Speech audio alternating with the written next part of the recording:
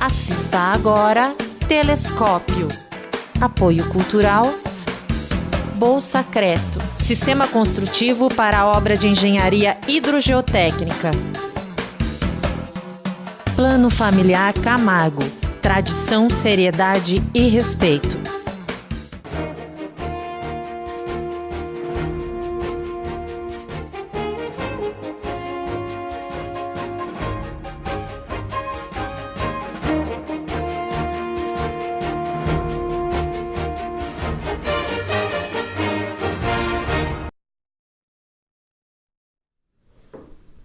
(29 de maio de 2017, 12 horas e 30 minutos. Boa tarde, Itapetininga. Começa agora mais um programa Telescópio, o seu programa de entrevistas direto dos estúdios da TVI para o canal 99 da NET e também para o site tvitap.com.br, tvitap.com.br. Você também pode nos assistir pelo canal digital através do número 8. Você pega o seu controle, digita o 8 aí e também pode nos acompanhar ao vivo e também pelas redes sociais. O Facebook irá aparecer aí abaixo do seu monitor, mas existem também outras duas maneiras de você entrar em contato conosco. A primeira é através do telefone 3527-8099. Você liga e faz a sua pergunta ao vivo aqui aos nossos convidados. E a outra maneira é através do famoso Zap Zap. Você pega o Zap aí, manda sua mensagem, manda seu áudio, que nós teremos o prazer em colocá-las aqui ao vivo para os nossos convidados responderem. 12 horas e 31 minutos, recebo aqui nos estúdios da TVI a visita do vereador Itamar, que irá conversar, né? Estamos aí, esse momento aí da Câmara Municipal, discutindo a questão dos reajustes do salário. Itamar irá conversar conosco no primeiro bloco. No segundo bloco, irei conversar com o juiz Alessandro Viana, que está lançando o livro 160 anos do Espiritismo na Terra. Então, o programa hoje imperdível. Boa tarde, Itamar, bem-vindo ao programa Telescópio. Boa tarde, Maurício. É um prazer novamente estarmos aqui para discutirmos essa polêmica aí do aumento do funcionalismo público, né? Boa tarde a telespectadores da TVI. Estamos aqui para esclarecer aí as dúvidas, as expectativas do funcionalismo. Obrigado pelo convite. Maravilha, mas antes de começarmos o bate-papo com o vereador Itamar, nós vamos aos nossos apoiadores culturais. É rapidinho, voltamos já. Apoio Cultural Bolsa Creto, Sistema Construtivo para a Obra de Engenharia Hidrogeotécnica. Plano Familiar Camargo, tradição, seriedade e respeito.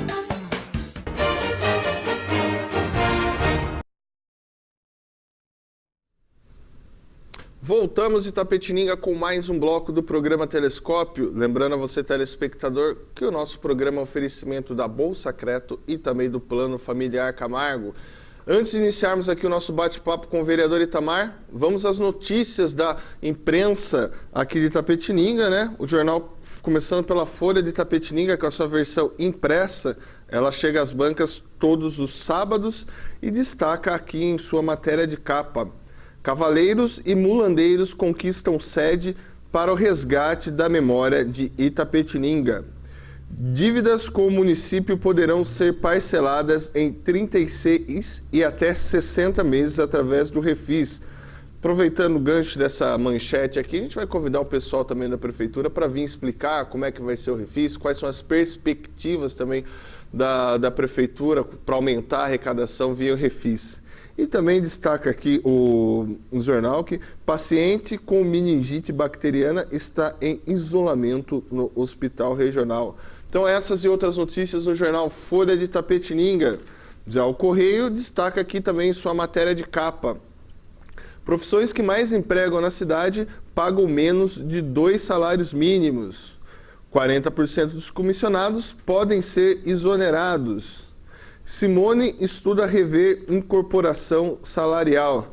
Então, vou aproveitar o gancho aqui do jornal Correio de Itapetininga, já emendar a minha primeira pergunta ao vereador Itamar, que na última sessão fez uma moção de apelo à Prefeitura Municipal, solicitando aí um corte nas gratificações. Queria que você explicasse, Itamar, o que motivou você a construir essa moção.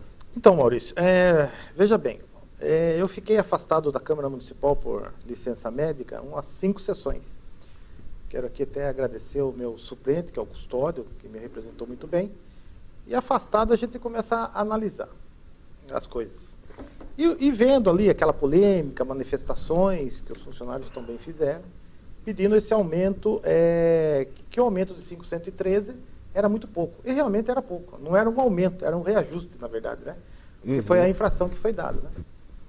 Aí, vendo tudo isso, bom, quando eu voltei na terça-feira, acho que eu voltei dia 26, acho que é isso, voltei, eu fui até a prefeitura conversar lá, falando com ela, falando com a prefeita, falando com o secretário da administração, falando para eles assim, ó, precisava aumentar um pouquinho mais, tem que analisar, vamos ver.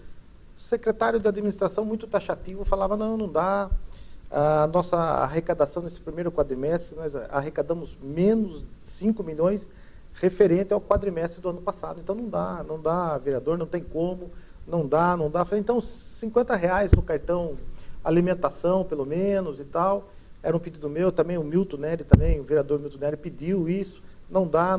Ele fez até uma conta rápida no momento, falou assim, ó, se for dar R$50 para cada cartão de alimentação de aumento, são 4 mil funcionários, vai dar 200 mil por mês, vai dar 2 milhões e 400 no ano. Não dá, nós não temos receita para isso. Nós não podemos arriscar uma improbidade administrativa dela não conseguir pagar salário depois, enfim. Não tinha receita. Falei, então o grande problema, não tem receita. Bom, não tem receita? Maravilha. Aí ouvindo os discursos dos vereadores falando que não tem receita para pagar salário, mas tem receita para pagar gratificações, enfim. Eu achava assim que eles estavam certos, realmente. Então, receita para pagar gratificações tem, mas para pagar salário, para dar um aumento de salário, não tem. E, bom, vendo tudo isso, 4 horas da tarde eu saí meio bravo até, fui até meio grosseiro com o secretário de administração, saí da prefeitura e falei, bom, então eu vou gerar receita para a prefeitura. E fiz essa moção. Fazendo esses cálculos, acho que é de 1.300.000 até 1,5 milhão só de gratificações, que me parece que são pagos, para todos os funcionários. Eu falei, bom, e me parece que são 2 mil funcionários que ganham gratificações, não tenho certeza, mas aproximadamente, me parece, né? E 2 mil são que não ganham gratificação. Aí, fazendo isso, bom, então vamos cortar as gratificações e dar um aumento real, um aumento que incorpore no salário, né? E até os aposentados, que são 1.500 aposentados, também terão direito a Deixa eu só entender, só voltar aqui um ponto, né? Bem. Porque, igual a gente estava conversando em off aqui, há uma dificuldade de entendimento, eu acho que, né, tanto da minha pessoa como imprensa, como também da população. Né? Quando você fala em cortes de gratificações, seriam apenas para os comissionados ou também para os funcionários públicos? Na minha moção é cortar geral. Certo. Tanto dos comissionados como dos funcionários públicos também de carreira. Certo. E isso seria a minha moção. Mas veja bem, é uma moção, é uma proposta. Não que ela vá fazer. Mas eu achei assim que seria uma solução para gerar receita. Né? Isso daí reverteria em salários que vai incorporar. Hoje, veja bem, um funcionário hoje que ganha R$ 1.500 e tem uma gratificação de 100%, ele ganha 3 mil por mês. Se ele aposentar amanhã ou acontecer alguma coisa que tem que aposentar, ele só vai aposentar com 1.500. A gratificação não incorpora no seu salário. Então, é retroagir, eu acho, na minha opinião, né? Então, puxa, será que é bom? Aí, agora, veja bem, aposentado, por exemplo. Então, 1.300.000 pago na folha de pagamento, essas gratificações, 2 mil funcionários não têm direito, e aposentados também não têm direito a gratificações, e muito menos o cartão de alimentação. Bom, aí pensando nisso, foi bom. Eu vou sugerir a ela que se corte tudo e se torne isso tudo em salário real, que se incorpore, porque a gratificação não se recolhe o CEPREM. Então, essa foi a minha proposta. E aí, o que aconteceu? Se tornou assim, uma bomba na quinta-feira, porque muitos vereadores não queriam votar. Para aceitar a moção foi 2 horas de debate, depois mais 1 hora de debate sobre a moção. Não era nada mais, era uma moção. Moção não é um projeto de lei, moção não é que eu estou falando que é para pôr e ela vai fazer, não é isso, moção é moção. Como tem a moção do vereador Dudu Franco também, que é muito boa, não é ruim a do vereador Dudu Franco. São propostas. Nós tivemos agora de manhã com ela uma reunião, onde compareceram a maioria dos vereadores, que 15, 16 vereadores estavam lá, e apresentaram mais propostas, sem ser oficial, uma moção oficial, mas são propostas, e são propostas boas também. Agora, a prefeita vai analisar todas, né? A minha acho que está até descartada, não sei, pelo jeito, mas tem a do Dudu, que está na pauta, tem a dos vereadores que foram apresentados agora lá, cada um escreveu a sua proposta, né? Que a gente já não é moção, a sua proposta, e vai ser analisada. A minha, por exemplo, de cortar tudo, eu queria assim, saber o impacto que isso daria, quanto de aumento de 513 para quanto? Foi falado também em fazer um aumento escalonado, 513 para quem ganha mais, e daí ir aumentando os aumentos na parte de baixo. Foi uma proposta até do vereador Eduardo Pranto, que eu achei muito boa também, e aumentando. Agora, os cortes que vão ser feitos, por exemplo, as gratificações que vai ser feito, foi falado em cortar as gratificações só dos comissionados externos que vêm, não... também. Então, foram vários pontos sem dúvida. O que me agradou nisso é que abriu um diálogo entre legislativo e executivo, que não estava tendo. Ia ser uma queda de braço? Não. Eu acho que nós temos que apresentar ideias, ver o que é melhor para o funcionalismo público. Eu jogo com o funcionalismo público. Recebi críticas dos funcionários, né, que têm a gratificação, mas também recebi elogios dos que não têm gratificação. Você acha que isso, dentro dessa sua ideia, né, do seu projeto, dessa sua moção, me corrigindo aqui, é um problema, Itamar, que nós temos histórico, estrutural? A pessoa recebe gratificação no governo Y, daí chega no governo X, ele não corta, mas essa pessoa ela não exerce mais aquela função que teoricamente exigia um salário maior. E também uma outra problemática, nesse sentido ainda histórico, estrutural, seria a falta de um plano de carreira hoje no município?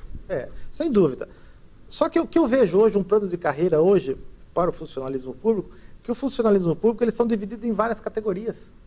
A educação, obras, então várias, guarda municipal. Então, cada categoria vai ter que fazer um plano de carreira, porque elas não são iguais, não dá. A administração passada contratou a FGV para fazer, foi feito estudos, e não chegou num denominador com o funcionalismo público. Então, o plano de carreira seria o ideal, seria o lógico, mas vai ter que fazer em várias categorias, porque cada categoria tem um jeito de fazer o plano de carreira. Agora seria o ideal. Agora, o que é a gratificação? A gratificação é aquele discurso, a amiga da rainha, ela troca de prefeito, o amigo do rei, ou amiga da rainha, ele tem gratificação. Corte-se gratificação de muita gente e dá para uma outra turma. A vereadora Denise França foi muito feliz no que ela falou. Troca de prefeito, troca-se de grupo. Né? Não é só comissionado, não. É os funcionários de carreira também. O funcionário de carreira que trabalha para fulano, ele tem direito à gratificação. Aquele que trabalha para outro, é cortada a gratificação. Então, politizou a gratificação. A verdade é essa. E você acha que acaba não ficando claro, principalmente hoje, né, pensando na ideia que nós temos de transparência, por que o Itamar, por exemplo, no caso, merece uma gratificação e o Maurício não merece? Você acha que falta um critério, a não ser esse critério político? Eu acho que sim, sem dúvida nenhuma. Mas o que pesa hoje na gratificação, eu vejo assim que é um conceito político, né? Eu acho que... Agora, veja bem, tem funcionários ali que já trazem gratificação há 10, a 20 anos.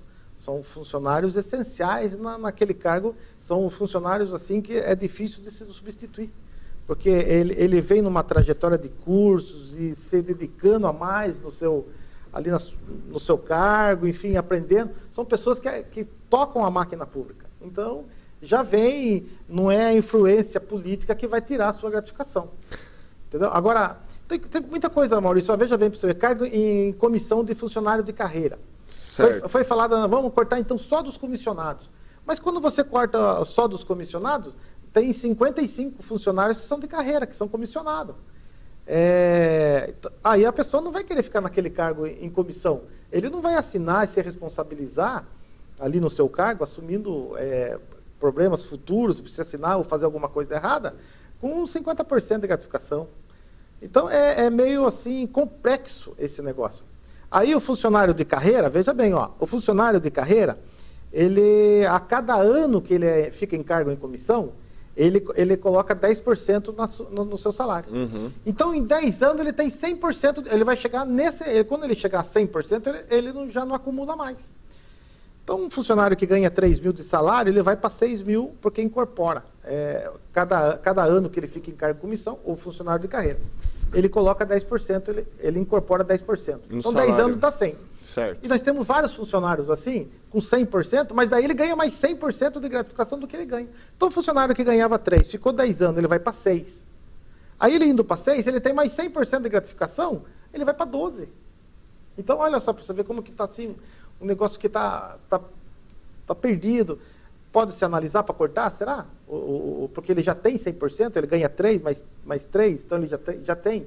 E ele continua. Só que esse outro 100 não incorpora. Amanhã ou depois, se ele aposentar, ele vai aposentar com 6 mil, não é os 12 mil. Então, tem muito assim, e hoje, nessa conversa, nesse diálogo que nós tivemos lá, a gente começa a aprender e ver que tem, assim, muitas falhas nos salários do funcionalismo público. Agora, é de dar pena, assim, da quem ganha R$900. Ele não tem gratificação, ele conta com esse aumento de 513, que na realidade vai somar mais R$45. Então, é tudo isso. A essa moção, eu fui para dar uma mexida, para chegar num acordo, para se abrir um diálogo com o Executivo e para dar uma mexida mesmo. Porque... Você acha que, por exemplo, juntar essas duas opiniões, vou trazer assim desse modo, sua, por exemplo, e do vereador Eduardo Codorna, seria hoje um dos melhores caminhos? Cortaria-se essas gratificações e depois, de uma forma escalonada também, você veria, isso falando dos funcionários, inicialmente dos funcionários públicos, você analisaria como daria esse aumento aí conforme não só a questão do cargo que exerce, mas também o valor recebido, o valor real recebido em folha. Sim, então, o corte geral já não dá para fazer. Esse corte, essa moção minha do corte de todos os funcionários públicos, que eu acho que eu falo, seria a moralidade. Começar do zero, né? Não consegue, porque o que acontece? Tem muitos funcionários com desvio de função. Por exemplo, tem motorista que é mecânico, e ele vai ser mecânico porque ele tem 100% de gratificação. Tem auxiliar de educação que ocupou cargos aí com mais responsabilidade, então para ela não interessa ficar. Então, não dá. Vai ter que chegar num denominador pontual, caso a caso, sentar e analisar, e ir vendo, cortando aí os cargos em comissões, começando por aí. Enfim, tem que chegar num denominador. Ela ouviu todas as propostas, eu acho que todos os vereadores, foi muito bom, acho que esse diálogo entre executivo e legislativo é muito bom. Não é assim, tipo, eu tenho a maioria e vai a goela abaixo. Você sabe que na gestão passada foi uma das minhas grandes brigas, foi isso. Eu acho que se houver um diálogo aí entre os vereadores do Legislativo e o Executivo, eu acho que a gente chega, foi ouvido todas as propostas. O nosso grande problema hoje na reunião é que a gente não tem assim, um cálculo, né? Cortando isso, quanto dá para dar? A gente não tem isso aí. E a prefeitura está fazendo esse Então, estudo. agora eles começaram a fazer, eles pegaram todas as propostas, só que, veja bem, vamos cortar, por exemplo, metade dos comissionados e cortar as gratificações. Assim, o funcionalismo, eles não podem se iludir que é muito pouco os valores para que se dê um aumento, assim, em porcentagem, entendeu? Não é aquela coisa que vai dar tipo 10, 12, não vai chegar, é coisinha mínima. Você citou aqui 2 vezes, até marquei aqui, vou nas minhas anotações, você falou criar receitas. 3 vezes você falou aqui criar receitas. Seria talvez o grande desafio no momento para essa gestão, seria criar receitas que, consequentemente, também não só atenderia essa questão salarial, mas também em outras áreas do município? Não, sem dúvida. Só que, veja bem, cortar a receita, as gratificações seriam para criar, com o corte das gratificações, criaria uma receita de 1.300.000, 1,5 milhão, mas esse dinheiro seria destinado a salários do funcionalismo público, em aumento real. Isso é a minha... Não cortar as gratificações e investir em outra coisa. Isso não, isso eu sou contra também. Se for para investir em outra coisa, continua a gratificação. E isso seria... Só que o que a gente vê é que a prefeitura não tem receita. O momento, esse ano, a crise, o repasse do governo estadual, o repasse do governo federal, que é feito hoje, está vindo com muito atraso. Por exemplo, o hospital. vem repasse do estadual como do federal, mas atrasa. Só que a prefeitura tem que ir lá e bancar. Se ela não bancar o hospital, para o hospital e daí? O hospital nosso não atende só o município de Itapetininga. O hospital de Itapetininga, ele atende 13 municípios. E sempre a responsabilidade é do executivo, sempre vai ser do gestor que vai estar ali no cargo. Mesmo da gestão passada, do Irã, que passou, dela, sempre, e se vinham os próximos, a responsabilidade do hospital regional aqui é do prefeito. Tamar, peço licença para você, são várias perguntas aqui pela internet, mas eu vou começar hoje aqui pelo telefone. Alô, boa tarde. Boa tarde, Maurício. Tudo bem com você? Ô, Dona Isabel, tudo bom? Bem-vindo ao programa. Obrigada, Maurício. Boa tarde, Tamar. Boa tarde, Dona Isabel, tudo bem? Tudo bem, graças a Deus. Eu fico feliz de ver você. Você voltou depois da sua licença, né? Graças a Deus, com saúde. Graças a Deus. Estabelecido. Nem descansou e muito. Firme aí, sim, né? Na briga. Vamos lá. Então, eu tenho assim, eu gostaria de saber só duas coisas. Primeiro, são tantas propostas, né? Vocês estão passando para o legislativo uma gama de propostas que vão ser, se forem resolvidas ou aceitas, serão a longo prazo. E o funcionalismo está assim, com a carta na mão. Porque está feio, está difícil mesmo, né? Muito pouco salário, aí a inflação subindo, você sabe, você é uma pessoa que se conhece o povo, não precisa nem eu ficar explicando muito. Mas, e a proposta, o projeto que a dona prefeita lá mandou, que a partir daí que começou a surgir todos esses problemas, as polêmicas, né? Ou seja, aquele que ainda está com vista hoje deve ser devolvido. Como que vai ficar? Porque hoje à noite tem que resolver esse problema. O povo vai lá e quer uma resposta. Porque ou vota ou não vota. Ou esse projeto vai sair da pauta, não vai ser mais votado. Esse projeto que ela enviou para a Câmara, né? Que faz 15 dias, eu acho que vai fazer agora, tem que ser votado. A vista não pode ficar continuando procrastinando e sei até quando, né? Dona Isabel, então eu gostaria de saber de você, o que você acha, o que vai acontecer? O projeto, obrigado, Dona Isabel, pela pergunta. A pergunta dela é referente se esse projeto do de nada, e hoje à noite nós vamos... Do 5%? Do 5,113, ele continuará em vigor ou dentro dessa reunião hoje foi tratado que ele sairá da pauta? Não, ele continuar. Dona Isabel, deixa eu só explicar. Veja bem, o senhor está falando, acho que do projeto dos 5% de aumento do funcionalismo público, é isso? Sim. Tá, então é o seguinte, ó. Esse projeto do 5,113, a vista está com o vereador Milton Neri, certo? Eu acho que ele vai pedir prorrogação de vista hoje. Não vai ser votado esse projeto. Mas eu quero falar para o funcionalismo público, para a população, que o projeto, se for votado até o dia 20 de junho, ele vai entrar já em julho. Só que recebe retroativo. Então, não vai perder nada, Dona Isabel. Os funcionários eles vão receber esse aumento já desde o dia 1º de maio, porque há um projeto que será feito esse dissídio de salário a partir do dia 1º de maio. É uma lei. Então, se nós, por exemplo, nós vamos votar... por exemplo, se aconteça de votar só em agosto, recebe retroativo. Recebe os 2 meses retroativo. Então, ele vai receber, o funcionalismo não vai perder isso, eles vão receber. Eles vão ser ressarcidos disso aí. Só que, Dona Isabel, então, veja bem, eu acredito que o nobre vereador Milton Neri, ele vai pedir a prorrogação de vista. Foi até um pedido meu na sessão passada, para que a gente se acerte disso aí, para ver no que a gente vai conseguir receita, para ver se a gente consegue melhorar um pouquinho. Mas tem que ser votado isso aí até o dia 20 de junho, para que se em julho já receba. Daí já vai receber maio e junho. Então, se for esse projeto. Mas não está com 15 dias, Dona Isabel, está com uma semana só, porque ele pediu vista na sessão passada. Segunda-feira passada. Então, ele está com 7 dias.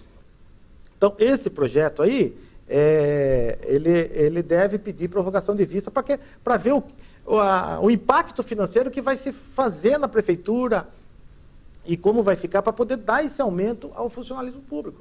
Para chegar no qual proposta, no qual moção, proposta feita pelos vereadores, ela vai estudar, vai analisar. Porque, na verdade, eu fiz a moção, mas eu não sei em porcentagem quanto que vai dar de aumento, né? Mesmo a da Dudu também, não se sabe quanto que vai dar. Estava conversando com o vereador Dudu, não é só 4 mil funcionários, são 5.500 porque tem os aposentados. Tamar, tem aqui a pergunta do pessoal da internet. Vou começar aqui com a pergunta da Isabel Costa. Ela escreve assim: se tem funcionários em desvio de função, por que não voltam aos seus lugares de origem? Aí o Anderson Santos, ele escreve aqui também: o desvio é de cunho político. Fazemos o concurso ciente de onde vamos trabalhar, porém, a falta do plano de carreira para acertar isso, faltam critérios. Não, sem dúvida. Tem vários funcionários com desvio de função. Só que a dona Isabel tem razão, não é uma coisa que você faz do dia para a noite.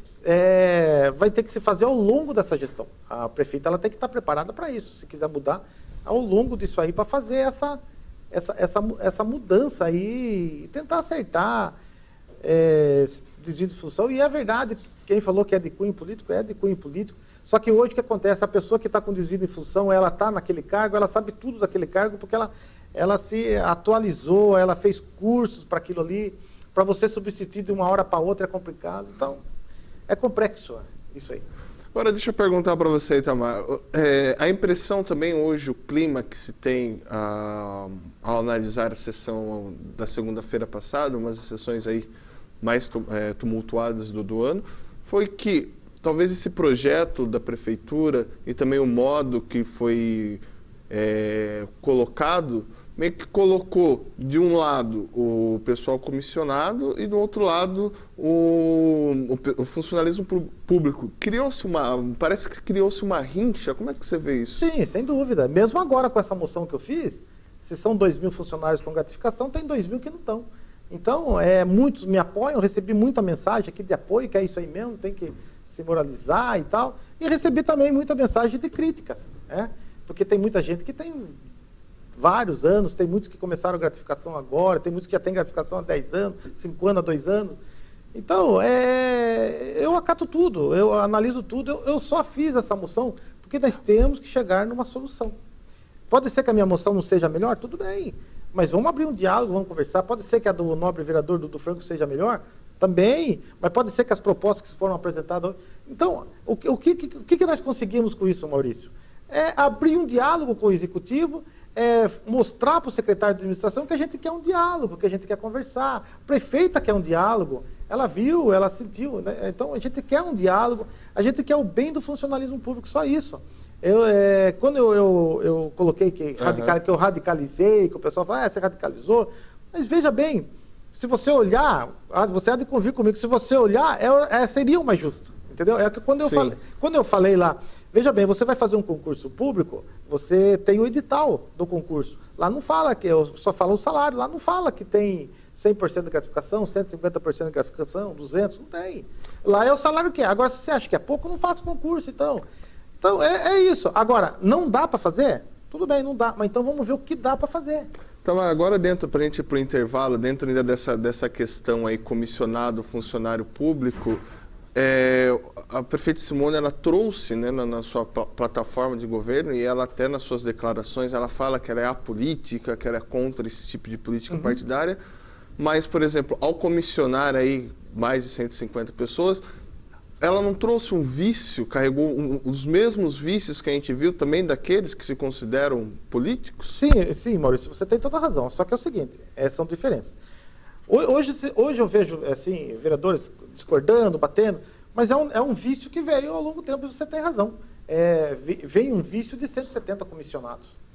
Hoje o que tem? Hoje com ela lá, nesse projeto que está, são 161 comissionados.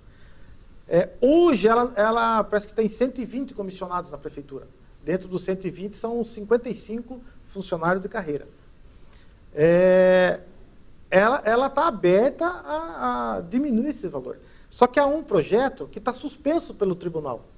Esse é um projeto de 160. Mas eu falo assim do ponto de vista, até você está trazendo do ponto de vista legal, estou falando do ponto de vista moral. Não, ela está aberta para diminuir. Ela continua com o mesmo discurso. No entanto, quando eu fiz essa moção, ela assustou, porque ela não sabia dessa moção, ela soube, acho que vocês estavam no evento na quinta-feira à noite, ela não conseguiu vir, mas na sexta-feira ela me ligou. Na quinta-noite ela me ligou, mas eu não consegui atender, mas na sexta de manhã ela me ligou. Ô, vereador, você radicalizou, é justo a moção que eu apresentei, ela achou justa. Mas é uma coisa que ela falou que não dá para fazer, que eu tenho que entender que não dá para fazer.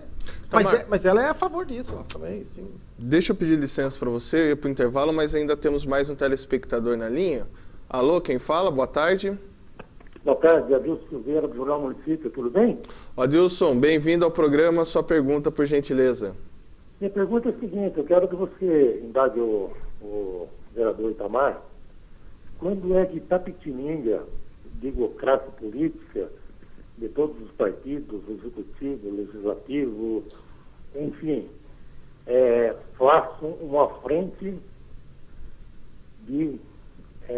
pedindo, exigindo praticamente que o governo estadual assuma de vez o Hospital Regional, que é uma herança maldita para Itapetininga, que foi construída com o espírito único político eleitoral, que só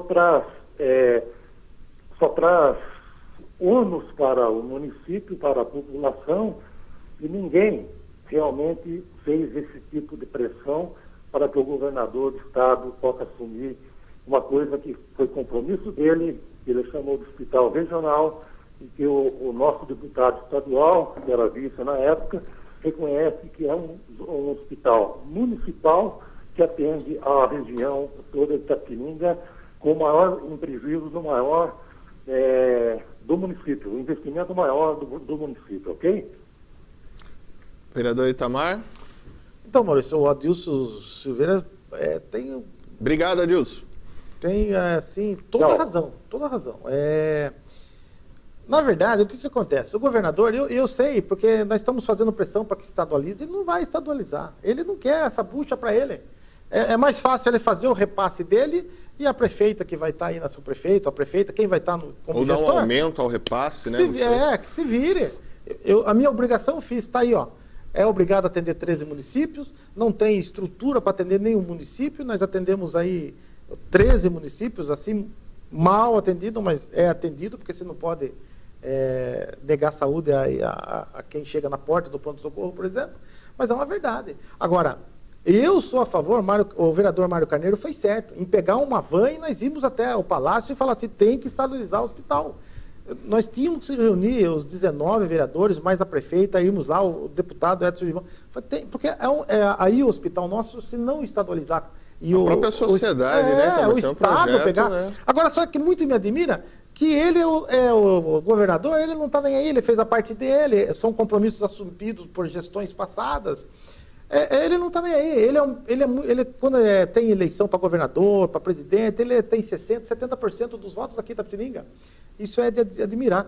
E, na verdade, ele não está afim de ajeitar, ele faz a parte dele, ele faz o repasse, e aí nós ficamos nessa luta danada aí, porque tem que dar. Aí ela fica com essa faca no pescoço, não só ela, como os anteriores também ficaram, de ter que se segurar para poder bancar quem está aí, não importa que hoje é o São Camilo, mas já teve o VART, já teve o SAS, tem que se preocupar com isso, porque se não repassar o dinheiro, para-se, aí a população não é atendida. Então é uma grande bomba o hospital, aí o hospital regional que não é regional. O Adilson Silveira tem, assim, eu acho que nós tínhamos que fazer aí um manifesto, pegar aí Só para você estadualizar o hospital regional é criar receita, né? Sim. Aí é uma coisa a menos para o município. O grande problema é que esse hospital está nas costas do município de Itapetininga. E o repasse, como vem o repasse do governo federal, do governo estadual, e agora está atrasando os repasses, a prefeitura tem que bancar. Na época do Di Fiore, parece que atrasou 10 meses, porque não tinha prestação de conta, ele teve que bancar. E tira da onde? Do município de Itapetininga. Maravilha, antes de continuarmos nosso bate-papo aqui, vou fazer as perguntas do pessoal da internet que está aqui me cobrando, nós vamos aos nossos apoiadores culturais. Não saiam daí, voltamos já.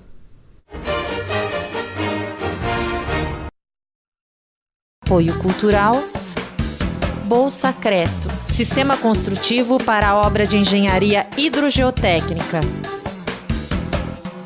Plano Familiar Camargo, tradição, seriedade e respeito.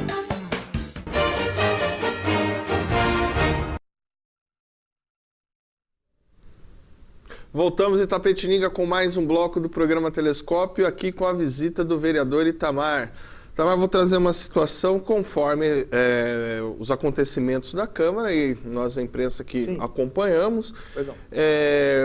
Muitos vereadores falam que você é o líder do governo na Câmara. E quando você traz essa situação, por exemplo, né, de corte geral nas gratificações, não traz uma instabilidade, haja vista que dentro do que os vereadores trazem no seu discurso, você seria o líder do governo na Câmara? Isso. Veja bem, Maurício, como que começou esse negócio de líder do governo e tal? Quando nós fizemos a eleição para presidente da Câmara, bom, mas vamos voltar até um pouquinho antes atrás. Quero ser bem rápido e breve, porque eu sei que tem outro convidado. Mas veja bem, logo depois das eleições, eu não apoiei a campanha da Simone Marqueta, apoiei a campanha do prefeito Irã Aires Monteiro Júnior, né? Saí com ele, o partido achou que era melhor apoiá-lo e nós saímos apoiando ele. Bom, tudo bem. 10 dias, passou a eleição, ela venceu, uma enorme diferença de 17 mil votos. Critério do povo, é democrático, o povo que escolhe, né? Depois de 10 dias ela me ligou e queria marcar uma reunião. Eu falei, não, tudo bem, vamos conversar, né? Porque, afinal de contas nós somos democráticos, nós aceitamos a escolha da população de Itapetininga. Achei até um gesto bom, porque não saí com ela, não a apoiei, e me chamou. Quando ela me chamou, eu levei comigo o nobre vereador Milton Neri e a vereadora Selma. Falei, vamos lá, vamos escutá-la. E fomos conversar com ela. E nós falamos, Simone, prefeita, nós aqui viemos conversar sobre gestão. Porque nós somos vereadores de gestão, não somos vereadores de acordos, essas coisas, troca, essas coisas, a gente não é assim, nós não queremos. E ela muito nos recebeu. Falei, Tamar, então, o que eu tenho com a atual prefeita Simone Marqueto é essa afinidade política. Ela é uma prefeita de mudança. Eu vejo nela uma mudança, no entanto ela abriu um diálogo. E isso me conquistou. Eu acho que eu também sou assim, um vereador que temos que fazer muita mudança, já começar aí por muitas coisas que nós já conversamos sobre o funcionalismo. Aí nós começamos um diálogo. Nós compactuamos em muitas ideias que ela tem, que eu acho que é certo, ela compactua com muitas ideias que a gente tem e também que a gente acha correto. Na verdade, a gente quer uma administração boa, uma gestão boa, porque uma gestão boa, a população não sofre tanto, Maurício. E abrir o diálogo, realmente. Nada empurrar a goela abaixo, essas coisas, ela sabe que eu não concordo e ela também não é assim. Então começamos a conversar, perguntei para ela qual era o seu presidente, o presidente dela era o atual presidente, o Edson Brum. Eu gosto do Edson Brum, é uma pessoa inteligente, é uma pessoa que conhece bem o regimento interno da Câmara Municipal, não é por causa da sua deficiência que ele não de maneira nenhuma. Você pode ver agora pelas sessões que ele está indo muito bem.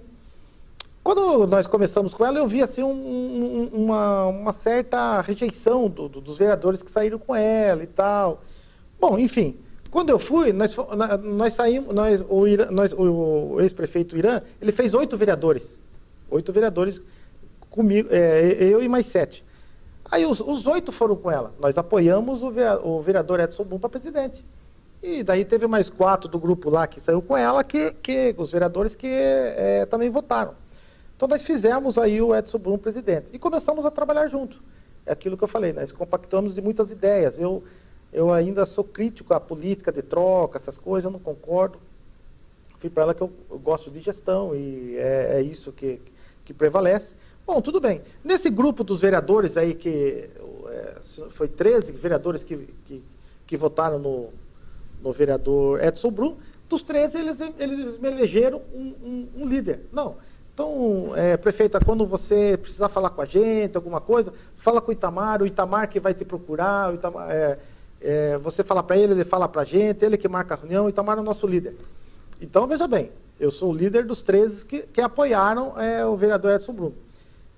Então, eu tenho assim um grande relacionamento com ela. Muitas vezes ela me liga, eu ligo, a gente tem essa afinidade. Mas os demais vereadores também do grupo dos 13 também têm essa afinidade. Aí ficou isso aí, meu líder. Mas eu quero só dizer o seguinte, não tem nada oficial na Câmara Municipal que ela fala que eu sou o líder dela de governo. Eu não sou o líder dela de governo. Eu sou um líder aí dos vereadores ali que a gente fez o vereador Edson Brum. Mas eu tenho, sim, uma grande afinidade com a Simone. Eu compactuo com muitas ideias delas que são boas. eu vejo nela que ela não é uma política de profissão. Ela tá sofrendo, ela está apanhando, ela está aprendendo, porque não é fácil administrar uma cidade de 170 mil habitantes, não é fácil, não vai agradar todo mundo. Ela ouve muitas ideias nossas, ela também acata muitas ideias nossas, mas ela também não tem ideias que ela não acata. Mas nós compactuamos, sim, nós temos um bom relacionamento. Quando ela veio para Itapetininga e se lançou como... Eu era do PMDB. E ela veio sendo presidente. Então nós conversamos muito, ela acompanhou meu trabalho nessa gestão passada, ela viu a minha briga, ela viu a minha luta, ela conhece a minha ideologia, ela sabe como eu trabalho. Eu não exijo trocas para apoiar governo nenhum. Eu acho que se abrir um diálogo, uma conversa, eu vou estar sempre junto. Então ela sabe da minha história política nos 4 anos passados. Então eu estou com ela. Agora, o que me atrai nela é que ela quer mudança. Só que ela está sofrendo. Porque política não é fácil. Né? Tamar, o Tuxo Almeida, ele escreve aqui, toda vez que troca de prefeito, mudam-se muitos funcionários. Então você concorda com isso? É o que foi falado. Né? Mas aí no caso, quando você disse que ela não ela tem essa proposta diferente, mas se ela mantém esse mesmo sistema, não mostra que mas ela manteve muitos uma funcionários. Distância do discurso da prática. Não, mas veja bem, ela manteve muitos funcionários. Não que eu acho que ela esteja errada, mas é que eu acho que a política, aquilo que eu falei para você, de funciona 170 assim. funcionários, ela está com 120 funcionários em cargo de comissão. Certo. Aí a justiça foi e bloqueou, ela vai manter os 120. Agora, veja bem, troca-se, né? É aí que há aquele discurso de fala, amigos do rei tudo, né? Ou amigos da rainha tudo. É por isso que eu falo para você, se corta tudo, aí você vai para um negócio justo. Entra prefeito, sai prefeito, entra prefeito, sai prefeito. É a pessoa que vai estar ali, não tem gratificação, não tem cargo de comissão. Acaba, moraliza. Só que é o seguinte, é o que foi falado hoje lá. Tem 55 funcionários de cargo de carreira que são cargos de comissões. Vai mudar? Precisa do funcionário lá? Não sei, vai ter que analisar. Pergunta agora lá vamos para o WhatsApp, a pergunta lá do Paulo Poli. O Paulo, ele pergunta aqui. Boa tarde. Acho que cortar cargos de funcionários de comissão não vai resolver. Tem outros caminhos. Vamos construir um hospital municipal. O que você pensa dessas duas colocações do Paulo? Então? Olha, saúde, veja bem, eu acho que a gente está assumindo muito a atribuição do governo do Estado. O governo do Estado, ele fica com uma fatia grande das cargas tributárias. Veja bem, o que acontece? Quer que assuma a segurança, quer que assuma a saúde. A merenda aí nas escolas estaduais é o município que está passando, que dá. Então, o que acontece? O governo do Estado ele está ficando ileso. E a arrecadação do governo do Estado é muito maior do que do governo. Está enxugando o Estado e sobrecarregando o município. Então, construir um hospital municipal, na minha opinião, não é viável. Eu acho que saúde é problema do Estado. Pronto-socorro, sim, é problema do município. Hospital, não. Mais um telespectador na linha. Boa tarde. Quem fala? Boa tarde, Maurício. Aziz, tudo bem? Aziz, bem-vindo ao programa Telescópio. A sua pergunta, por gentileza. Então, não é nenhuma pergunta. Eu queria dar um abraço aí no Itamar, que eu gosto muito dele e já votei nele em outra situação. E eu queria falar o seguinte, se ele não pode alterar o regimento da Câmara para aceitar essas moções urgentes, para não ter aquela confusão que houve outro dia, e teria que considerar que o Itamar estava afastado, e senão ele já teria feito a moção antes, isso que eu entendo, né?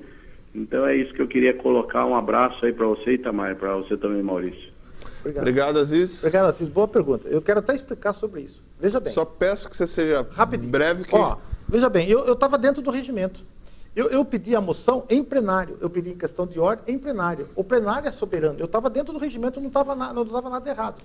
Quando eu pedi a questão de ordem e pedi para colocar essa moção, eu estava dentro do regimento interno.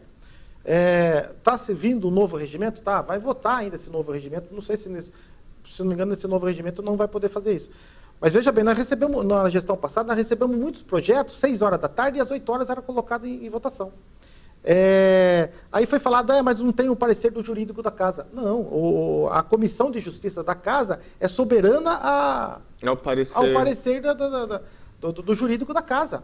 Então eu não fiz nada de ilegal, nada de errado, eu estava dentro do regimento, apresentei em questão de ordem a moção, o plenário é soberano, eles aceitam ou não. Eu dei o parecer, porque eu sou presidente da Comissão de Justiça, o vereador Luan é também da Comissão de Justiça, votou a favor, o vereador Marcos Tadeu é da Comissão de Justiça, ele votou contra, mas não fizemos nada de errado. O regimento interno me dá essa prioridade de apresentar. É o que você falou, eu votei na quinta-feira, a minha discussão com o secretário de administração foi umas 4, 5 horas da tarde, aí eu apresentei a moção para gerar receita, porque era um jeito de se criar para poder... E precisamos uma apresentação à noite, que não é nada assim, vai fazer, a Simone vai fazer, não foi assim. Obrigado, Aziz. Então, eu queria agradecer a sua participação conosco Obrigado. hoje aqui no programa Telescópio, né? Várias pessoas participaram também, né? Acredito também que após a sessão de hoje ainda teremos, né, mais assuntos para falar. Tem que se debater mesmo, né? Estamos debatendo, estamos construindo também, ajudando a levar a informação para a população. Fica o convite para uma próxima oportunidade, você está aqui no programa Telescópio conversando conosco. Será um prazer estarmos de volta aqui, parabéns ao seu retorno aí na TVI. Você sabe que sempre na gestão passada, sempre tivemos aqui para esclarecer. Quero dizer à população de Itapetininga que estou aberto, continuo. Eu tenho, assim, uma missão de legislar. Eu não legiso para a torcida, eu legiso para a população de Itapetininga. Muitos vão concordar, mas muitos vão discordar. Mas é um critério de cada um. Então, eu quero colocar a cabeça no travesseiro e saber que eu estou legislando em prol da população. Tem coisa que dá para acertar? Tem coisa que não dá para acertar? Não dá. Mas, enfim, eu quero dizer à população que estamos juntos ao funcionalismo público também. Não tenho nada contra ninguém. É só acertar para que a funcionalismo ande, a máquina ande e a população fique contente. Deus abençoe a todos aí. Obrigado, Maurício, por tudo. E a próxima, é só me convidar. No próximo bloco, nós iremos falar com o juiz, o doutor Alessandro Viana, que está lançando o livro 160 anos de Espiritismo na Terra. Não saiam daí, voltamos já. Apoio Cultural, Bolsa Creto, Sistema Construtivo para a Obra de Engenharia Hidrogeotécnica. Plano Familiar Camargo, tradição, seriedade e respeito.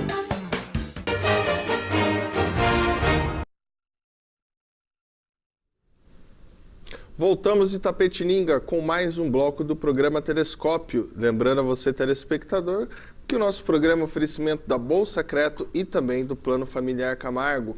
Antes de eu conversar aqui com o meu segundo convidado, a dona Josiane Alciati, lá do bairro Parque da Lagoa, ela mandou uma mensagem pra gente que o seu gatinho, o Tico, ele sumiu. E ela fala que ele tem problema de visão e está desaparecido há 5 dias. Então, né, quem aí tiver... achado um gatinho, tem a foto dele aí, o pessoal tá vendo aí através da televisão. Quem tiver achar esse gatinho também pode entrar em contato conosco aqui da TVI e vamos ver se a gente consegue fazer e achar esse bichinho e entregar para a dona Josiane Alciati. Boa tarde, doutor Alessandro Viana, bem-vindo ao programa Telescópio. Mais uma vez aqui estamos, Maurício, é sempre uma alegria estar participando desse programa. Ora falando do Poder Judiciário, da Vara da Infância e da Juventude, outrora falando do movimento Você é a Paz, né? Mas hoje aqui para falar um pouquinho da obra que lançamos, falamos um pouquinho de Espiritismo também. Um Tesouro Inestimável, quarta obra, doutor Alessandro? Exatamente, nós já estamos na doutrina espírita desde a nossa juventude, portanto há 30 anos aproximadamente, e no decorrer da vida dentro do Espiritismo, foi surgindo essa tarefa de divulgação. Então eu tenho feito palestras, tenho viajado, passado por algumas cidades, alguns estados, inclusive estivemos no Congresso Mundial do Espiritismo no passado em Lisboa, e nesse caminho foi surgindo como natural divulgar através do livro também. Então nós temos 4 obras escritas sobre o Espiritismo, e o interessante é que todas as obras, o direito autoral, ele é revertido para uma instituição chamado Remanso Fraterno, na cidade de Niterói.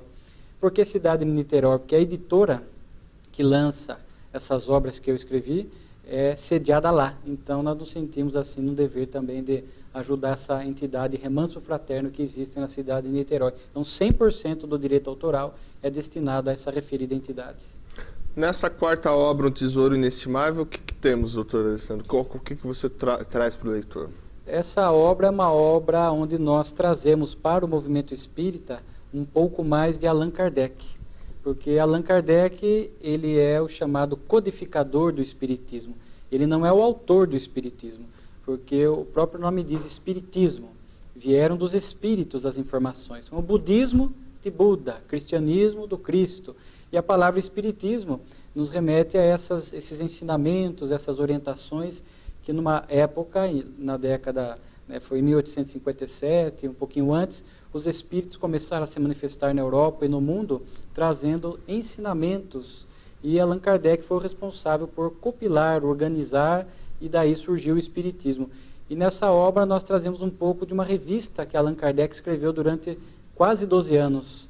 Então é uma revista onde tem muitos textos, muitas mensagens, e nós fizemos uma compilação por identificação temática, né? Então é o 4º livro, outros livros aproveitando o ensejo, né? O primeiro livro, Jesus, o Celeste Amigo, onde nós falamos do Evangelho com as reflexões espíritas, porque às vezes as pessoas têm dificuldade em enxergar o Espiritismo como religião, e uma religião cristã. E o Espiritismo é uma religião porque nos conecta com Deus e está baseada no Novo Testamento. Jesus, para nós, é o modelo e guia. Então, a primeira obra é Jesus, o Celeste Amigo.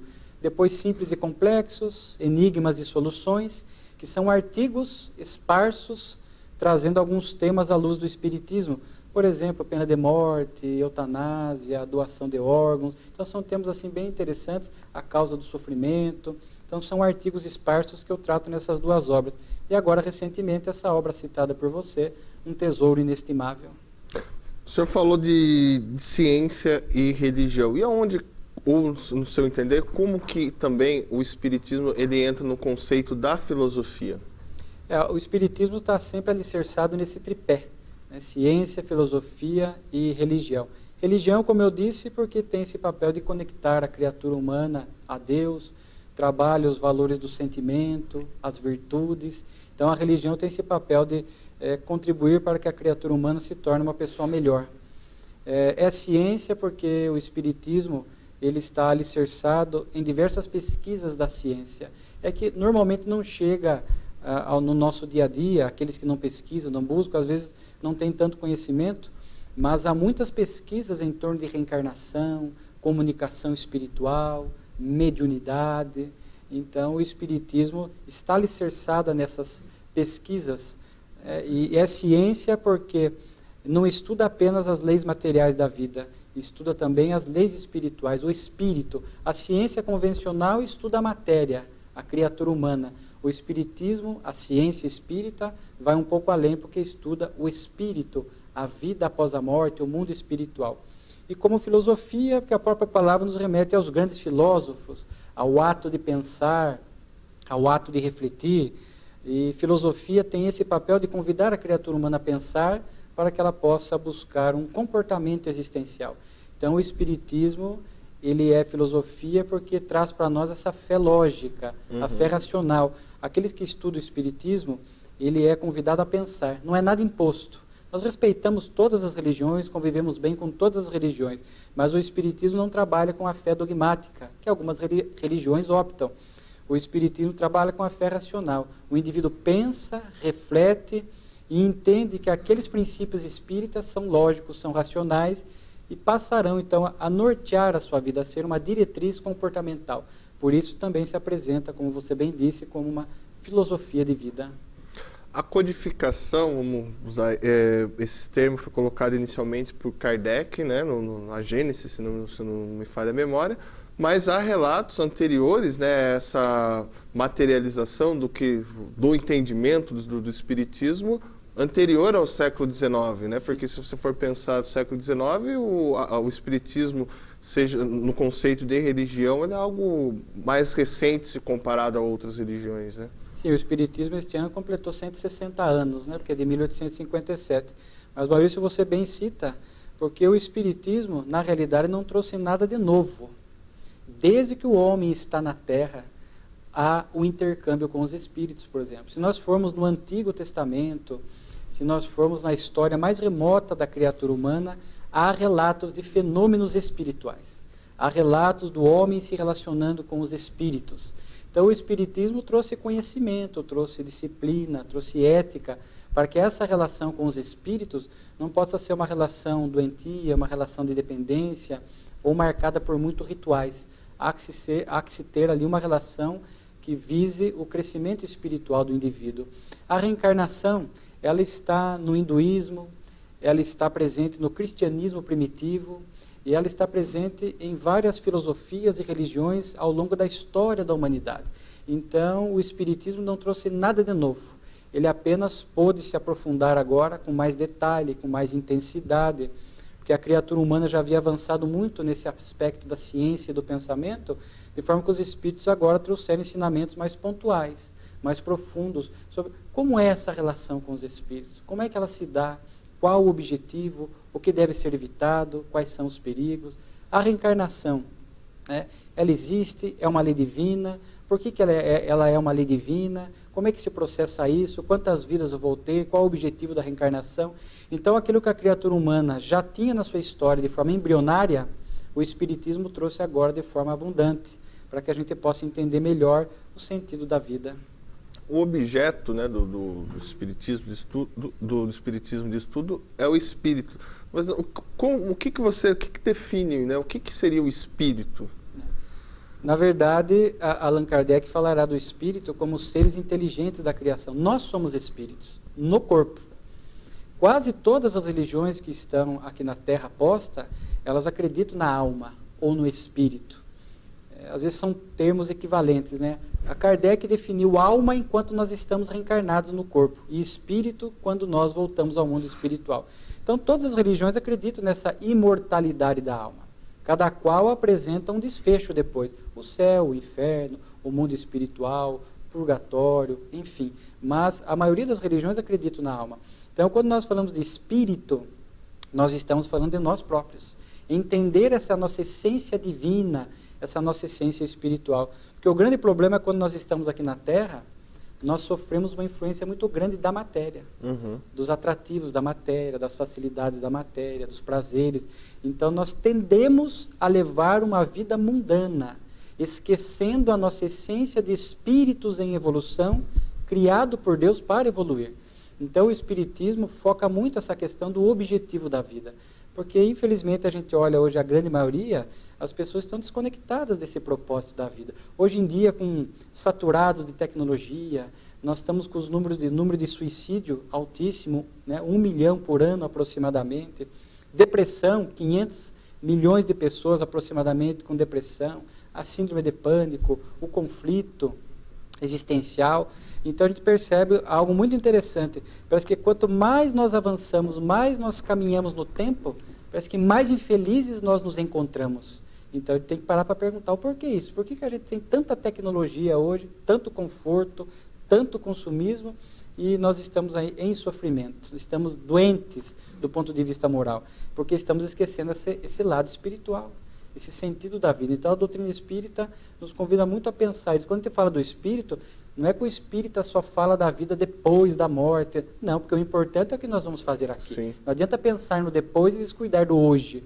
Então o espiritismo apenas nos convida a não esquecermos que somos espíritos momentaneamente no corpo, e que essa vida que nós estamos hoje não é a primeira, não será a última, mas nós estamos aqui com esse propósito de crescimento espiritual, moral e intelectual. Você falou que não é a primeira e também não é a última. Dentro da doutrina espírita, quando se reencarna, necessariamente houve uma evolução do espírito ou não? A reencarnação, ela pressupõe o progresso do espírito. Sempre o indivíduo nasce novamente para progredir, seja para refazer os passos equivocados do passado, seja para aprender coisas novas, para evoluir.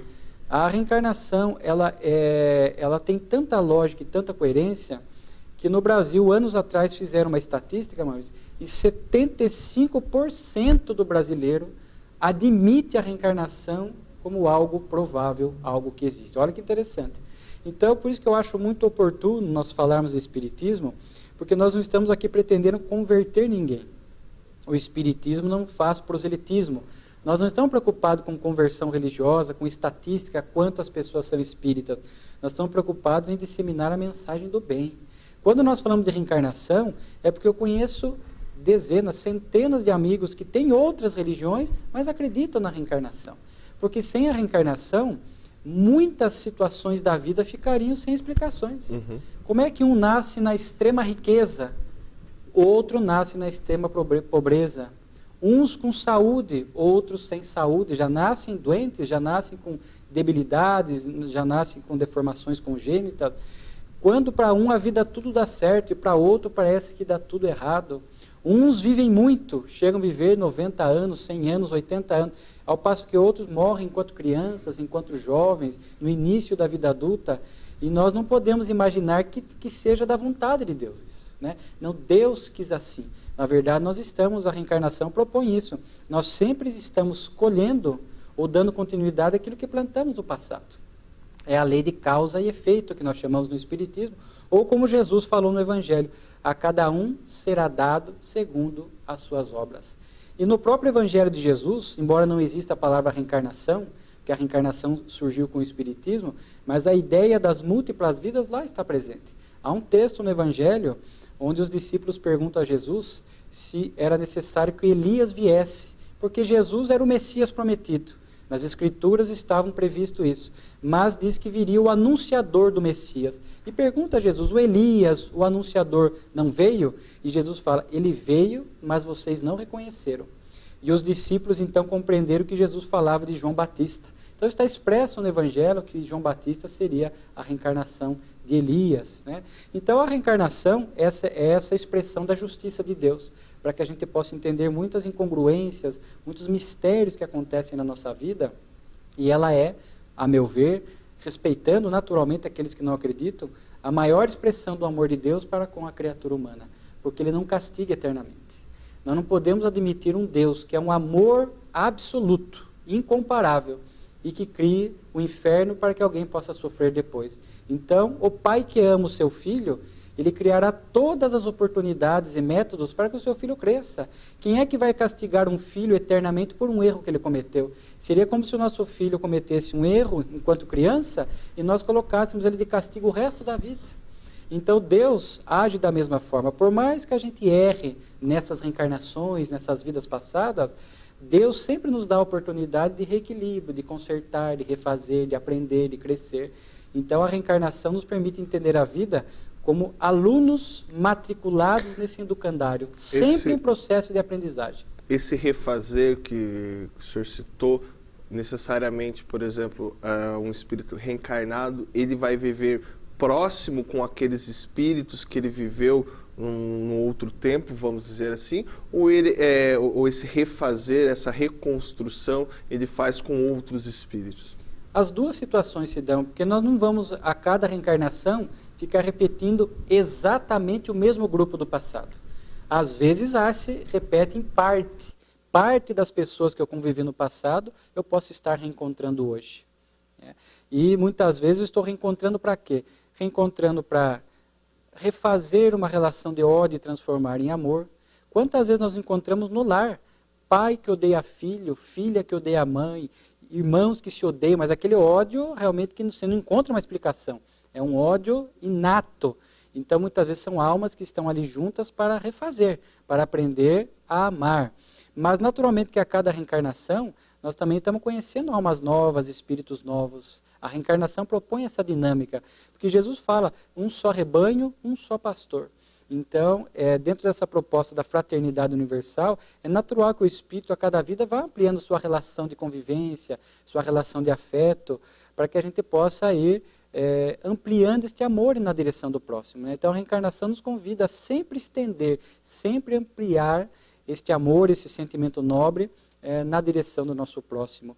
E nós vemos recentemente, nos últimos anos, as novelas tratando desse assunto, né? Novelas tratando de manifestação espiritual, anjo da guarda, esses guias espirituais que nos tutelam, as novelas tratando de reencarnação, e a gente percebe que há um interesse natural do público, há uma curiosidade, no mínimo uma curiosidade de entender isso. Então muitas pessoas buscam livros espíritas, filmes, palestras, não obstante, repito, continuem na sua religião.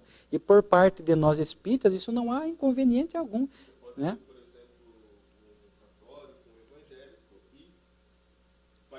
E buscar a casa espírita. Nós temos muitas pessoas que comparecem lá de outras religiões e falando, olha, eu sou de tal religião, mas queria conhecer um pouco melhor o espiritismo. Às vezes a pessoa está buscando uma obra, etc. E da nossa parte, não há problema nenhum, porque a nossa mensagem é que o indivíduo se converta ao bem, né? Que a gente traga Jesus de volta. Essa é a nossa maior proposta, né? Então não há problema nenhum nessa hipótese que você citou, do indivíduo que está na casa espírita e tem outra religião e está ali para aprender melhor esses assuntos, que são assuntos da nossa vida, do nosso processo de evolução, para melhor entender o sentido existencial. Agora deixa eu entender também uma outra coisa. Vamos pegar como exemplo o catolicismo, né? O catolicismo ele trata essa questão dos espíritos, né, entre céu e inferno. No caso da religião espírita, para onde vão esses espíritos após da desencarnação? Não existe um local único, nós chamamos de mundo espiritual. Jesus no Evangelho, ele falará há muitas moradas na casa do Pai. Então nós entendemos que essas muitas moradas na casa do Pai são essa morada espiritual, que não é única. Nós vamos nos agrupar por afinidades depois, né? Então existem diversas regiões no mundo espiritual. Algumas de sofrimento? Sim, algumas de sofrimento, porque espíritos se comportaram mal aqui na Terra, promoveram o mal e depois, quando desencarnam, morrem, vão para essas regiões, naturalmente. Mas essas são regiões temporárias, são regiões transitórias. Nós tivemos um exemplo do filme Nosso Lar, que teve um grande índice de audiência e registra essas regiões de sofrimento, mas é transitória, é passageiro. O espírito que está lá está momentaneamente, porque todos nós somos criados por Deus para progredir. Nós estamos fadados ao amor. É o nosso destino à perfeição, através da reencarnação.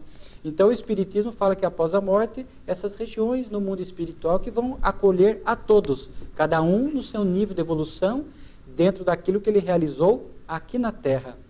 Como eu disse há pouco, Maurício, nós não podemos, como espíritas, aceitar o inferno, porque Deus é amor, não poderia haver um local de sofrimento. E eu perguntaria, né, como o Espiritismo trabalha a fé lógica, eu ficaria a imaginar o seguinte, imaginemos um pai, uma mãe e um filho, uma família formada por 3 indivíduos, por 3 membros. Hoje em dia, nós encontramos, infelizmente, muitas famílias que têm o pai e a mãe muito bons, e os filhos que se desviaram pela vida, foram para a criminalidade, etc. E aí eu pergunto, vamos supor que essa família morra num acidente de carro. O pai e a mãe vão para o céu. E o filho, pelo mal que causou na terra, vai para o inferno. Aí eu pergunto, os pais serão felizes no céu, sabendo que o filho está sofrendo eternamente no inferno? E mudando de perspectiva, uma vez perguntaram ao nosso querido Chico Xavier, se existisse o céu como se prega, se o céu estaria cheio. E o Chico respondeu na sua simplicidade, no seu profundo conhecimento, o céu estaria vazio, porque os bons estariam ajudando no inferno. Olha a dimensão da resposta. Os bons estariam ajudando no inferno. Então não existe um local assim, onde eu fique eternamente ocioso à direita do Pai. Jesus falou no Evangelho, eu trabalho e o Pai também trabalha continuadamente. Então nós vamos querer morrer, infelizmente aquela velha frase, né? Morreu, descansou. Então nós queremos morrer e ficar eternamente, bilhões de anos, por toda a eternidade, descansando à direita do Pai, ocioso, apenas contemplando. O Espiritismo nos fala dessa vida pujante e ativa do lado de lá. Então o Espírito prossegue trabalhando, prossegue aprendendo, prossegue avançando e logo volta para refazer o caminho, aprender coisas novas, conviver aqui na Terra e assim até que ele atinja a categoria de espírito puro, né, o que nós chamamos de espírito puro. Você falou logo volta, né? Última pergunta para a gente ir para o intervalo, para entender como que se dá, né, a partir do momento que eu desencarnei, o tempo para que eu volte reencarnado e materializado como ser humano? Esse tempo é para cada indivíduo, não há um tempo certo, porque vai depender muito do estado de consciência que eu esteja do lado de lá. Se eu estou em sofrimento, se eu estou equilibrado, então isso varia. Os espíritos falam, às vezes, de alguns dias até a séculos. Então, na literatura espírita, nós vamos encontrar espíritos que estão numa situação boa no mundo espiritual, não há pressa em voltar para o cenário físico para refazer o caminho, então eles prosseguem aprendendo, evoluindo no mundo espiritual. Então alguns reencarnam 50 anos, 100 anos, 150 anos depois, 200 anos. Em contrapartida, outros espíritos que estão em intenso sofrimento, a consciência os atormenta e eles sentem necessidade de voltar logo para refazer os passos aqui na Terra, esses tendem a voltar mais rápido, às vezes 10 anos, 20 anos, nada muito rápido, nada questão de segundos, horas, né? A regra é que eles passam, sim, no mínimo alguns anos no mundo espiritual, mas não há tempo certo, não há uma regra fixa, vai depender muito da situação que o espírito esteja vivenciando no que nós chamamos de mundo espiritual, a nossa pátria espiritual. Maravilha, antes de continuarmos o nosso bate-papo aqui, vou chamar os nossos apoiadores culturais, voltamos já. Apoio Cultural Bolsacreto, Sistema Construtivo para a Obra de Engenharia Hidrogeotécnica. Plano Familiar Camargo, tradição, seriedade e respeito.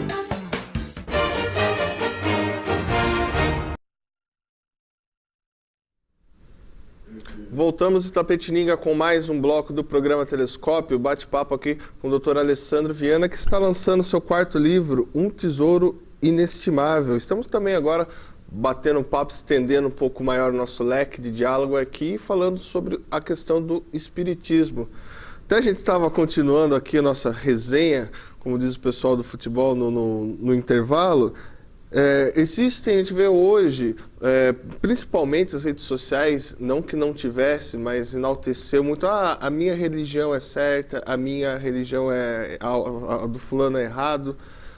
Existem mais pontos comum ou incomum entre as religiões?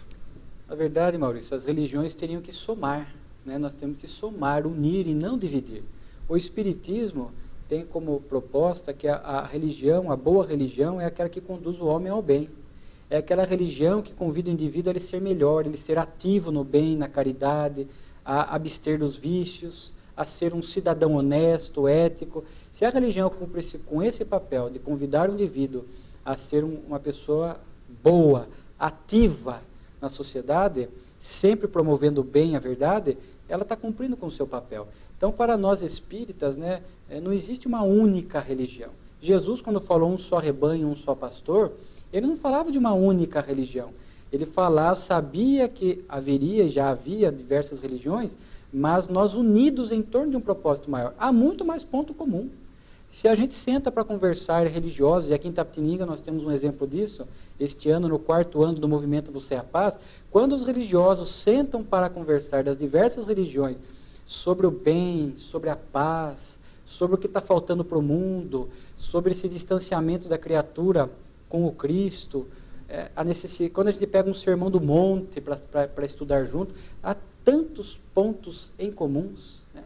E a gente às vezes fica pegando as pequenas divisões. Nós temos que respeitar essas pequenas divergências que há entre as religiões. É natural. Uma acredita na reencarnação, outra não acredita, outro acha que só os espíritos maus podem se comunicar, outros acham que não. Há pontos divergentes, mas a maioria dos pontos, sobretudo a questão moral, que é a mais importante para nós.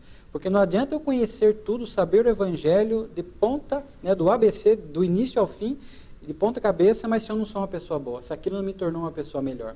Então, o crucial neste momento que a Terra tem sentido é a falta de valores morais. Então, nós temos muita fala e pouca ação. Uhum. Então, as religiões têm que se unir mais. Eu já falei num dos movimentos Você é a Paz que nós organizamos, que eu ainda tenho um sonho aqui em Itapetininga. Imagina o dia que nós podemos ter um estudo do Evangelho ecumênico. Quanta coisa o evangélico, o presbiteriano, o católico, o espírita, o da congregação, quando está interpretando o Evangelho de Jesus, por exemplo, quanta coisa a gente não poderia somar. Existem muitas cidades e muitos religiosos no Brasil e no mundo realizando esse que se chama esse diálogo interreligioso. Então nós sentamos para conversar, nós não vamos conversar sobre as divergências religiosas, nós vamos conversar sobre os pontos comuns. Quanta coisa se aprende. Quantas vezes no movimento Você é a Paz estava lá o pastor falando o seu discurso e nós estamos ali, quanta coisa eu aprendi, vendo o padre falar. E eu tenho certeza que às vezes o católico que estava presente aprendeu algo vendo o espírita falar, vendo o evangélico falar. Então nós temos que, é um momento da Terra onde nós não podemos mais ficar disputando. Nós não podemos mais ficar dividindo. Há tanto sofrimento na Terra, há tanta fome, há tanto vício, há tanto suicídio, há tanta depressão, e nós vamos ficar disputando.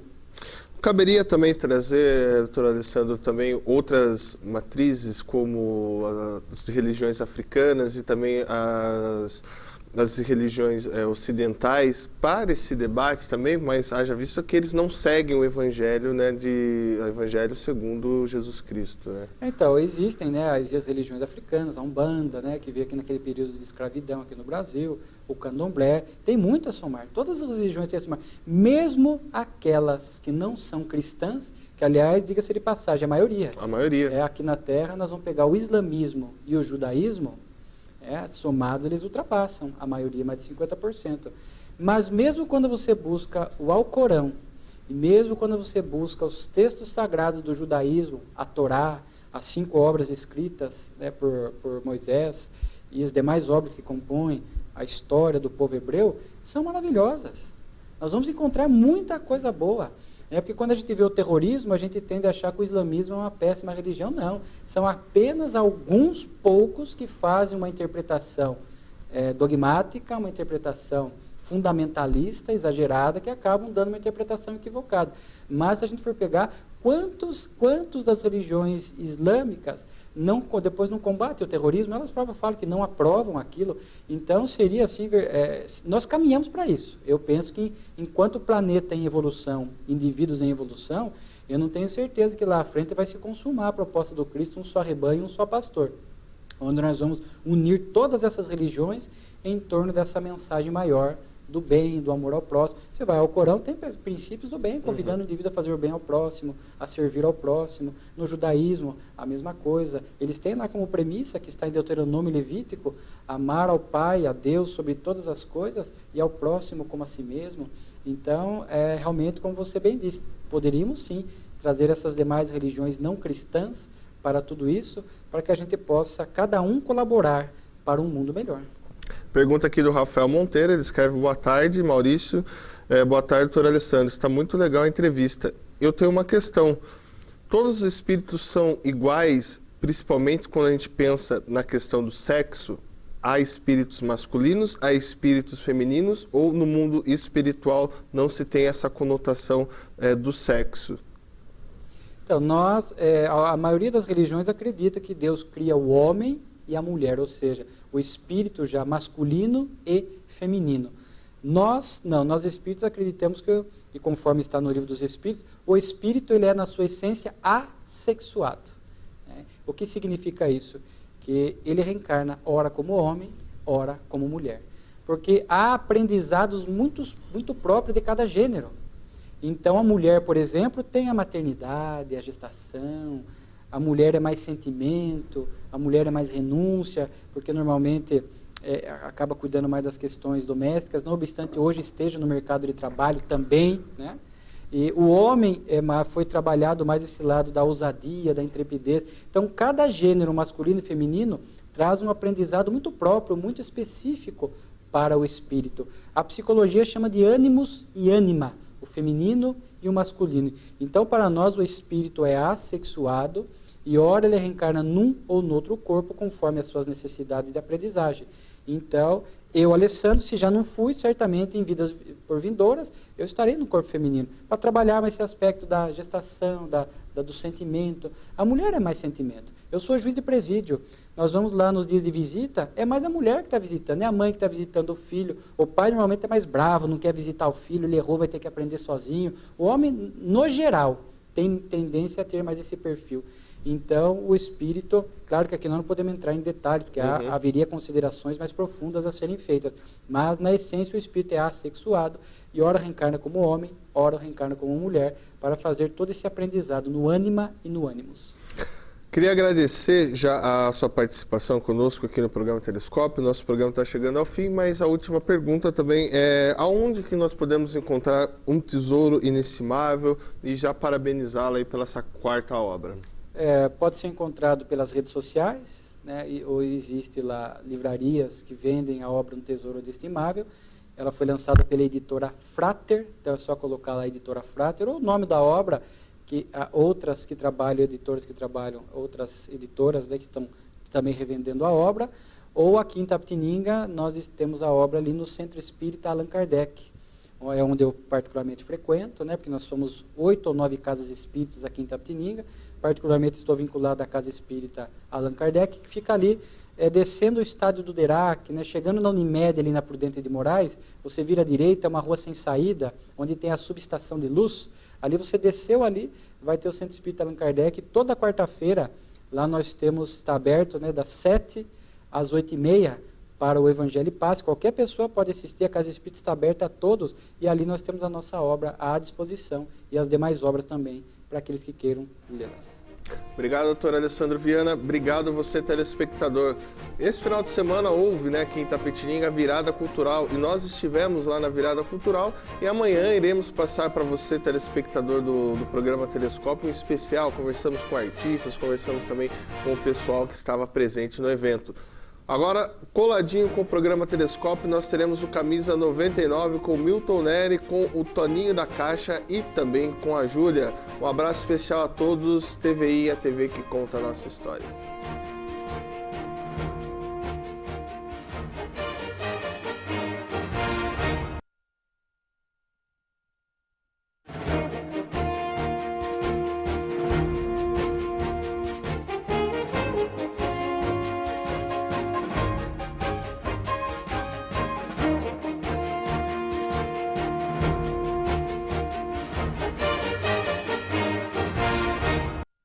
Apoio Cultural, Bolsacreto, Sistema Construtivo para a Obra de Engenharia Hidrogeotécnica. Plano Familiar Camargo, tradição, seriedade e respeito.